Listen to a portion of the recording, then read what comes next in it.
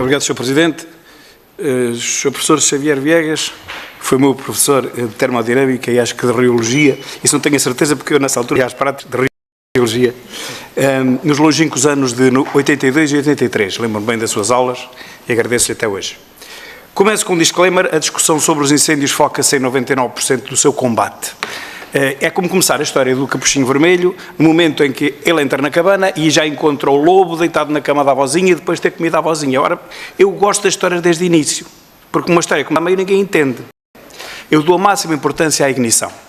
Sem ela não há fogos e não seria necessário sequer o combate. A propósito de uma peça de ontem da SIC, sobre uma afirmação minha, de que todos os incêndios deflagrados de noite são fogo posto, e mantenho, se calhar não são 100%, são 99,99999, prontamente desmentida pelo mentígrafo, eu pergunto, ou peço ao Sr. Professor que nos diga, a que se deverão os 30 a 60 incêndios que se iniciam diariamente, de noite e de madrugada durante o verão? Mas na madrugada até deste domingo se registaram 4, em Évora, Viana do Castelo, Aveiro e Vila Real. E na noite anterior mais 3, 2 em Setúbal e 1 em Bragança. A que outras causas com relevância estatística, exceto fogo posto, se podem explicar essas ignições de noite e de madrugada? Sr. Deputado, muito obrigado. É um gosto de revê-lo. Relativamente a essa questão dos fogos que começam à noite, eu não nego que muitos deles, e se calhar a grande maioria, como diz, possam ter causa humana. Alguns podem ser reacendimentos de coisas que se deixaram, portanto, arder, até mesmo em pleno verão, que reacendem. Mas há uma causa que me parece muito importante prestar atenção, que é a da rede elétrica. Conheço vários incêndios que começam com rede elétrica de noite. A rede elétrica está abandonada no meio do território e à noite há episódios de vento, e são esses episódios de vento que potenciam os contactos entre as linhas e os cabos, e vários incêndios que reportadamente começaram de noite e que foram causados pela linha elétrica. Esse é claramente, digamos, um exemplo que lhe posso indicar. E eu chamo a atenção disto porque, uma vez mais, digo que a sociedade e o país têm estado a prestar pouca atenção a este assunto, até por vezes a investigação das causas, com todo o respeito pelas entidades, nomeadamente pela Polícia Judiciária, não é feito com o devido cuidado. E um exemplo que eu conheço muito bem é o incêndio de Pedrógão, em que a Polícia Judiciária foi atrás da ideia de que ele tinha sido causado por uma descarga de trovoada que não houve lá, uma árvore seca e tal, que tinha ardido uns anos antes do incêndio. Justamente, e também é bom dizer que durante a noite há pouco consumo, embora esteja em carga, as linhas estão em carga na mesma. Como é que é possível, Sr. Professor? A área ardida em 2025 foi a quarta mais elevada desde 2001, com a região das Beiras e Serra da Estrela, onde eu sou oriundo, a liderar os números. Como é que é possível que após 2003, 2005, 2017, 2022 e 2025 isto continue a acontecer? Quer dizer, são as alterações climáticas que nos querem dizer como sendo o motivo principal, ou são os eucaliptos que se incineram a si próprios? Até já isto ouvi na televisão, que o eucalipto deita fogo a si próprio. É ou não verdade que seriam precisas temperaturas da ordem dos 350 graus para haver uma autoignição de um pinheiro ou de um eucalipto? Qual é a sua opinião? O Sr. Deputado tem toda a razão. Não é a alteração climática que produz os incêndios, não são as altas temperaturas, nem os ventos.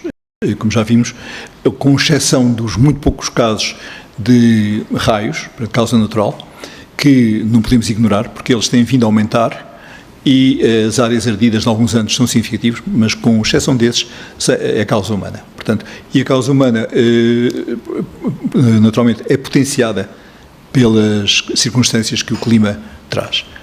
Com o aumento da temperatura, com a redução da precipitação, com as ondas de calor que estão a ser cada vez mais frequentes, e já não falo daqueles episódios de ventos fortes que também temos tido, temos condições para que haja realmente esses incêndios. E se o ataque inicial não for bem sucedido, e aí já temos, digamos, questões relacionadas com a articulação de meios, o pré-posicionamento, a intervenção, que pode não ser bem feita, digamos, em alguns casos. Portanto, à parte disso, estamos a ter cada vez mais condições para ter esses grandes incêndios, e muito grandes incêndios. Muito obrigado. O incêndio mais devastador do ano passado teve início a 13 de agosto no Piódão, já falou nele o Sr. Professor, e prolongou-se durante 12 dias. Como é que se justifica que, com tanta tecnologia, estudos e meios de combate aos incêndios que atualmente existe, se deixa o incêndio lavrar durante 12 dias e, no dizer das populações residentes, sem combate visível, dizem elas. E até disseram, os conhecedores do terreno, que o incêndio só parou quando já não havia mais nada para arder. Acha que o combate está a ser bem feito? Sr. Deputado, realmente os incêndios do ano passado levantam várias questões. Eu próprio, digamos, gostaria de analisar essas perguntas que colocou.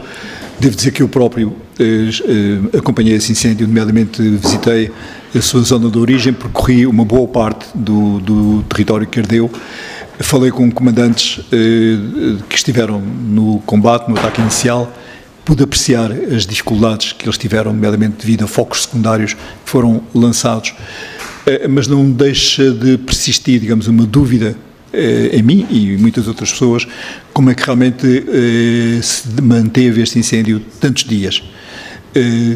Naturalmente terá havido alguma falta de eficácia. Eu, como digo, não tive oportunidade ainda de estudar a fundo, sei que está nomeada uma comissão técnica da qual não faço parte, que irá estudar estes incêndios, mas também devo dizer que o percurso que eu fiz deste incêndio, nomeadamente em algumas regiões ali da zona da Serra do Açor, no limite com a Serra da Estrela, é visível que a complexidade do território, a dificuldade que há em combater incêndios naquelas zonas, a ver que todo aquela envolvente completamente queimada, pensar que com aquilo a arder havia pessoas lá, havia pessoas a tentar combater aquele fogo, realmente custa compreender. Portanto, eu, em parte, percebo o que terá acontecido, mas também reconheço que terá havido, se calhar, episódios em que se perderam oportunidades para restringir o avanço do fogo e que tal não foi. Portanto, tenho ideias, tenho inputs lá diferenciados, mas gostava de poder ligar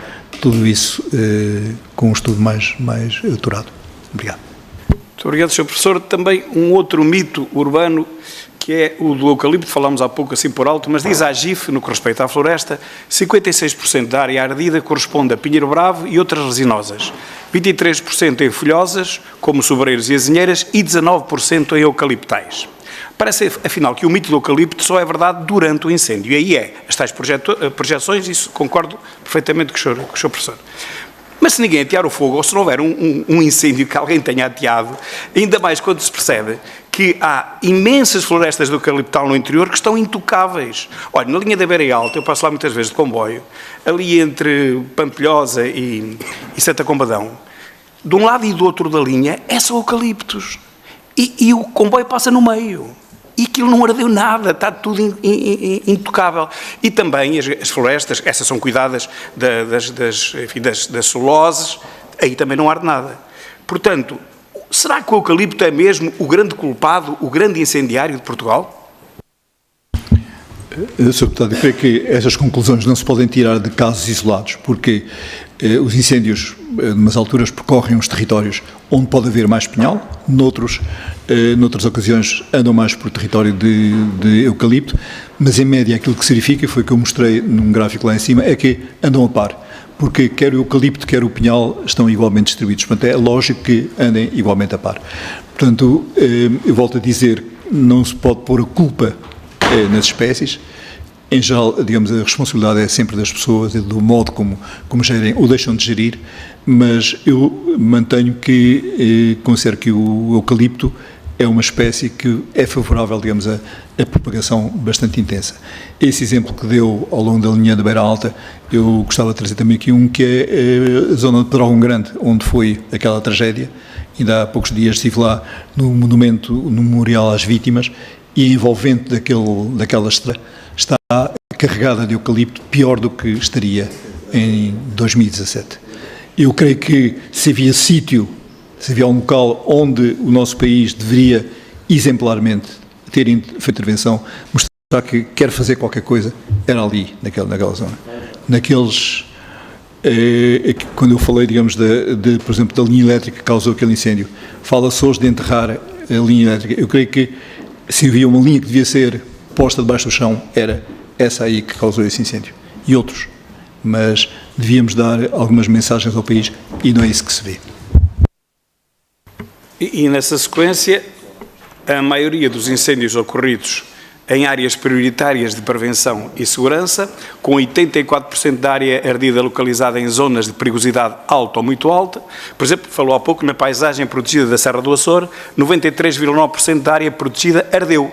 O que eu pergunto é, se o Estado não consegue proteger nem sequer as zonas protegidas, vai conseguir proteger o quê?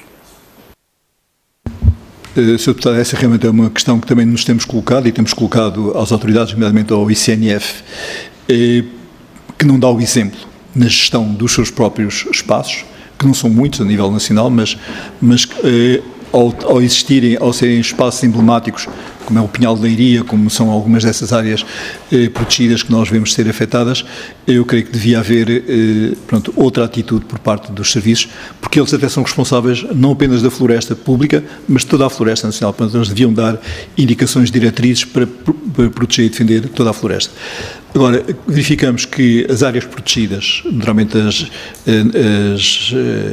Rede Natura, etc., tendem a ser proporcionalmente mais afetadas pelos incêndios. Porquê? Porque às vezes são restringidas algumas medidas de gestão, por vezes também por parte da população envolvente não existe, portanto, a ligação ao território como se fosse, digamos, mais deles, e quando chega também à altura de defender esse território face a incêndios, muitas vezes não há condições para o fazer, como acontece, digamos, em alguns parques, daí, digamos, a consequência seja essa. Daí também que entendemos que as autoridades, neste caso o ICNF, que gere essas áreas, devesse ter, digamos, uma atitude diferente perante este problema. Muito obrigado, Sr. Professor. No relatório da AGIF Incêndios de 2025, na sua análise preliminar, pode ler-se que nesse ano, 2025, ocorreram 35 incêndios com mais de 500 hectares de área ardida. Esses incêndios representam apenas 0,5% dos incêndios totais, mas 92% do total da área ardida. E 6 destes grandes incêndios, ou seja, 17%, começaram, lá está, com uma ignição noturna entre as 22 e as 6 da manhã e não foram foguetes. A pergunta é esta: as ignições de madrugada, tenham elas a motivação que tiverem, e é isso que eu lhe queria perguntar, o que é que leva pessoas a andarem de madrugada a deitar fogo às matas, de madrugada? Tem que haver uma motivação. Porque o incendiário, se é só maluquinho, deita o fogo de dia ou à tarde, não se vai levantar às 3 da manhã para deitar fogo em vários pontos, porque é isto que acontece. Porque é que os incêndios são muito difíceis? Porque o incendiário não deita fogo num sítio. Eu vi, o ano passado, em Ceia, começar a arder, e estávamos todos a ver, começar a arder de um lado e aquilo era uma linha, continuava. A cada 15 minutos aparecia um novo foco, às 3 da manhã, 2 da manhã. Portanto, qual será a motivação dessa gente? E depois, já que foram 17% de noite e de madrugada, as ignições atrasam o combate inicial, e talvez esteja aqui a explicação, gostava do seu comentário, porque a essa hora de madrugada as pessoas estão a dormir, e portanto há menos alerta. Quando dão conta do incêndio, ele já tomou proporções gigantescas. Se não há vigilância nenhuma, isto é uma porta escancarada contra os incêndios, ou melhor, para os incêndios. Não concorda, Sr. Professor? Sr. Deputado, eu concordo com o que disse. Portanto, eu não tenho uma análise aprofundada, portanto, da relação entre os incêndios, digamos, intencionais e as horas em que eles ocorrem, e, portanto, admito perfeitamente o que está a dizer, embora eu também conheço casos de incêndios fogo posto. Estou a reportar-me a um rapaz que vi ali próximo da Lausanne, que punha fogo toda a hora do dia, sem qualquer intenção, senão ver o fogo e causar, digamos, alarido. Agora, realmente, o fazê-lo de noite e de madrugada para o sistema de combate não devia fazer diferença, porque eles têm que estar alerta o dia inteiro, mas há um atraso no alerta, ou seja, a detecção pode ser atrasada, e esse atraso, já sabemos que se ultrapassar meia hora, uma hora, é fatal, digamos, para o incêndio. E, portanto, aí dou-lhe razão que, a existir essa relação entre os fogos postos de noite ou de madrugada e a intencionalidade, que pode haver, digamos, alguma coisa por trás que eu desconheço. E é isso que nós tentávamos descobrir. 2 perguntas numa só, para condensar. Só os incêndios do ano passado emitiram mais de 20% de todas as emissões do país. Quem o diz é o mesmo relatório da AGIF. São 3 megatoneladas. Elas não são contabilizadas, como sabe, para o total das emissões, nem essas, nem as dos vulcões. Nós não temos vulcões aqui no continente, pelo menos. Não considera que esse valor das emissões justificaria só por si que se procedesse a uma maior vigilância? E juntando já com outro, o mesmo relatório da AGIV também diz que 98% dos incêndios têm origem humana, já falámos disso. Ora, se é a própria AGIV, que ao contrário do que a SIC verifica ontem disse, identifica que 98% dos incêndios têm mão humana, 98%, mas não são todos dolosos, obviamente, não seria esta mais uma razão fundamental para que as matas fossem vigiadas, coisa que ninguém faz, e especialmente nos dias mais perigosos, que estão perfeitamente identificados, são publicitados nas televisões, os dias mais perigosos, quer dizer, parece que estão a dar informações aos incendiários.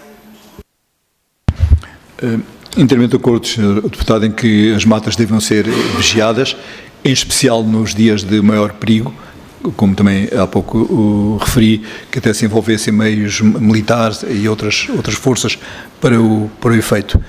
Quanto às emissões, eu julgo que tocou num aspecto muito importante, porque fala-se muito do fogo, fala-se muito das chamas, mas o fumo que é emitido e que não apenas aquele que é lançado na atmosfera e que vai, digamos, piorar o ambiente, mas como aquele que é deixado no território e que por vezes fica horas e dias e as pessoas ficam expostas a esse fumo, causando danos na sua saúde, portanto, é algo que é prejudicial e por vezes não se compatibiliza. Portanto, eu creio que dou o meu acordo em relação àquilo que disse. Muito obrigado, Sr. Professor. Voltando um bocadinho atrás, aos incêndios de Pedrógão, um caso que envolve o Sr. Professor diretamente. O que se terá passado com o célebre capítulo 6º do relatório dos incêndios de Pedrógão? O então Ministro Cabrita negou que houvesse alterações, ou que tivesse havido alterações, mas o Sr. Professor afirmou à RTP que sim, que houve. Alteraram ou não esse relatório? Em que é que ele foi alterado e porquê? O que é que o Estado anda a esconder aos cidadãos, Sr. Professor? Sr. Deputado, esse capítulo 6º, que era aquele que relata os acidentes com as vítimas, nós contabilizámos 66 vítimas mortais e estudámos, eu pessoalmente estudei, digamos, a maior parte deles e relatámos, digamos, detalhadamente aquilo que apurámos e que aconteceu. Naturalmente o que lá estava era incómodo para muita gente. O Ministério, numa primeira fase, quando entregámos o relatório, decidiu publicá-lo retirando o capítulo. Depois pediu-nos para fazer uma nova redação anonimizando, não identificando as pessoas, portanto, pondo nomes fictícios, o que fizemos. Eu julgo que foi essa, digamos, uma segunda versão do relatório que foi divulgada. No entanto, o nosso relatório, com todos os factos, que eu tenho aqui um exemplar, foi disponibilizado às entidades. Eu sei que, por exemplo, foi utilizado pela Procuradoria-Geral da República, pela Provedoria da Justiça, por exemplo, para estimar os danos pessoais e as indemnizações, foi fundamental, digamos, no nosso relatório. Já agora, enfim, mudando um pouco de assunto, também a parte do programa Revita, também o nosso relatório foi importante para esse aspecto, mas, pronto, eu creio que, já que tocou nesse aspecto, eu acho que devia salientar aqui, assim, que aquilo que se passou em Pedrógão, essencialmente foram as 66 vítimas. Eu creio que o Governo não se apercebeu logo disso, que o que estava ali eram 66 vidas que estavam lá. O nosso relatório tem 300 páginas, 100 páginas são dedicadas a essas 66 vítimas.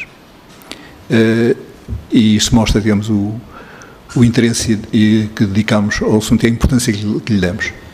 E foi só quando o Presidente da República chamou a atenção ao Governo é que se aperceberam de que o que estava em causa ali não eram 34 mil hectares que tinham ardido, mas isto tinha acontecido. E, infelizmente, em outubro voltou a acontecer isso. Era exatamente isso que eu ia dizer, tanto que desvalorizou, ou tentou desvalorizar ou ocultar, que tivemos que ter depois os incêndios da Serra da Estrela, em outubro, 15 de outubro, para que a Ministra fosse demitida. Portanto, naquela hora não houve qualquer demissão da Ministra Constança. E ele tinha aqui umas perguntas sobre o Ciresp, já tenho pouco tempo, vou diretamente para o fim. Sr. Professor, o povo diz que, na sua sabedoria popular, que à primeira todos caem, à segunda só cai quem quer, mas acontece que o Estado cai todos os anos nos mesmos erros. O Estado vê as suas matas serem incendiadas todos os anos, há 30 anos, e não arranja solução nenhuma. Preocupa especialmente, após Pedrógão e a Serra da Estrela, que ninguém morra, o incêndio parece que se deixa evoluir, foi esta a ordem do Ministro Cabrita que veio substituir a Ministra Constança, que ainda agora falámos. Deixar arder desde que ninguém morra. Sr. Professor, se nem depois de casa roubada o Estado mete trancas à porta, isso só pode indiciar que o Estado não se importa de ser roubado desde que durante o assalto não morra ninguém. É isto que está a passar, na sua opinião? Sr. Deputado, realmente eu tenho visto que desde Pedrógão para cá tem havido um empenho maior, digamos, na questão da segurança das pessoas, evitar que morram pessoas. Como eu mostrei há pouco, uma das metas do plano da AGIF é que haja 0 mortes, o que infelizmente não se conseguiu. E essa medida transparece falar para muita coisa, muita atividade, nomeadamente a atividade operacional de combate, que não haja acidentes. Eu creio que é muito meritório isso, porque é o melhor bem, digamos, é a vida das pessoas. Agora, é evidente que não é suficiente. Temos que fazer algo mais.